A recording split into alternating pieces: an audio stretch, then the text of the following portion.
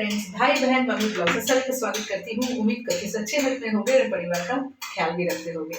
तो यह राधिका की मम्मी का एक ही कहना है समर की मम्मी से कि मैं यहाँ से कहीं जाने वाली नहीं हूँ जब तक राधिका का घर ठीक से नहीं बस जाता।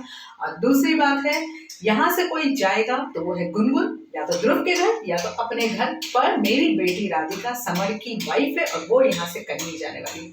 और मोहतरमा गुनगुन जी अपने पेट को पकड़ते हुए, जो बहुत कस के दर्द हो रहा है, वो उनका कहना है कि हाँ मैं तो नहीं जाने वाली यहाँ से, मैं तो यहीं रहूंगी, मुझे आप लोग कोई जाने के लिए मत कहो भाई।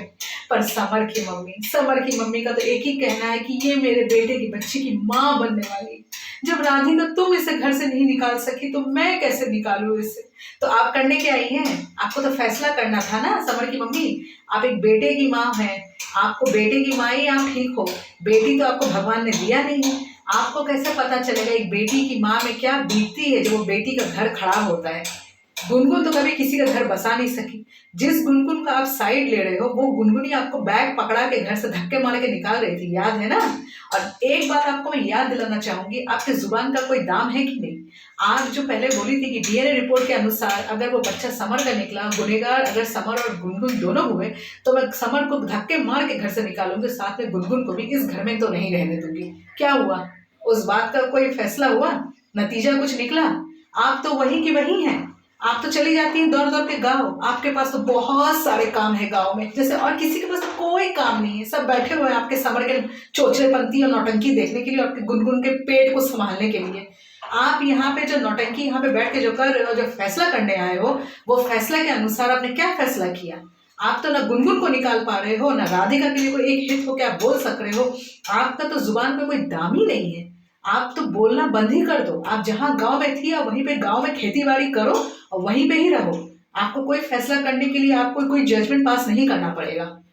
हद है समर की मम्मी, आप हद है। आपको भगवान कोई बेटी नहीं दिया है ना, इसलिए आपको नहीं समझ में आ रहा है कि राधिका की मम्मी में क्या बीतता होगा राधिका के इस घर को देख के। और वो मैडम गुनगुन, उसके तो पेट में कभी मरोड़ होता है तो कभी दर्द होता है, मगर जीन्स पहनना नहीं जाएगा।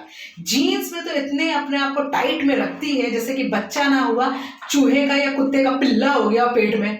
हे भगवान, सच में ऐसे ऐसे इंसान लोग देखता एक खींच के चाटा मारो। तो समर की मम्मी, आप तो हद हो, जुबान का तो कोई दाम है नहीं। और यहाँ बड़ी बड़ी बातें कर रहे हो आप चेयर में बैठ के कि यहाँ पे तुम तो राधिका नहीं निकाल पाई और मैं यहाँ पे मैं कैसे निकाल लूंगी। तो आपको तो मैं एक सजेशन देती हूँ कि आप गाँव जाओ और गाँव में जाके जो कर रहे थे वही करो अपने पति के पास। यहाँ पे आप इन लोग के हाल में ही छोड़ दो। आपका समर ही सब जितना रायता फैलाए उस रायता को बटोर के उसको बोलो मेरे बिरयानी के साथ खा ले, उसके बाद ही फिर जो होगा होगा। तो देखते हैं फ्रेंड्स क्या होता है। बाप रे, ये लोग तो इतना नौटंकी करते हैं, इनके घर में तो पता नहीं कभी कोई लक्ष्मी ही वास नहीं करेगी आके। तो जिसको मेरा ब्लॉग अच्छा लगा प्लीज एक लाइक जरूर कीजिएगा, जो चैनल में नए हैं प्लीज सब्सक्राइब जरूर कीजिएगा। तब तक के लिए बाय बाय।